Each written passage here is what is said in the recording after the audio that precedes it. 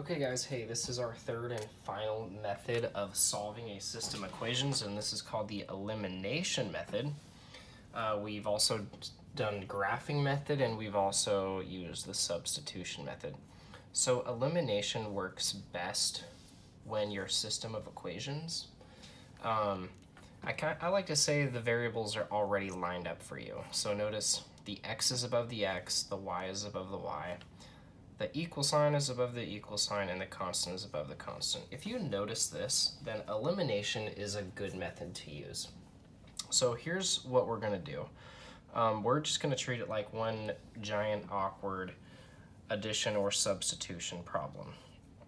So I'm going to go ahead and do this, and what I'm noticing right away is I noticed that 3y and 3y, one of them's positive, one of them's negative. If I add these equations together, then the y term is going to cancel out or become eliminated. So let's go ahead and do that. Let's just add these equations together. Now notice, I could have also subtracted in this case, because x minus x is also 0. Just so you know, it would have worked both ways. Anyways, we're going to choose addition. Let's add them together. X plus x is 2x. Positive 3y plus negative 3y is 0. It cancels out. And then negative 2 plus 16 is going to put me at 14. All right. Now I have this simpler, cleaner equation. I might even rewrite it. 2x equals 14. I want to get x by itself. Divide both sides by 2, and x is equal to 7. Well, there's half of my solution. Now I want to plug this back in to one of my equations to solve for y. Step 4 there now, or step 3, I suppose. So let's take 7. Let's plug it into this equation right here. So I'm going to go ahead and box this because it's half of my answer. So I have x plus 3y equals negative 2.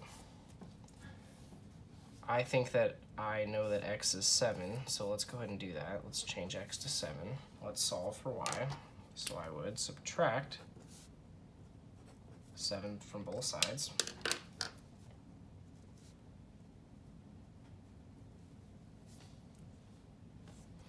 Seven minus 7 is 0, it's gone.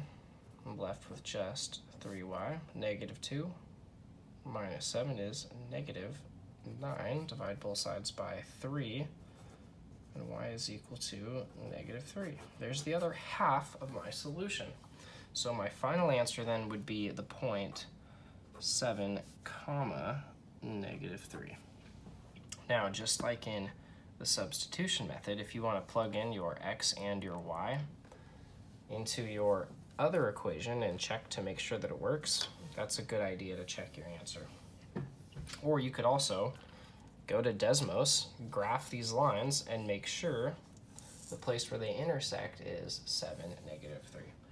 Okay guys, that is your elimination method example problem.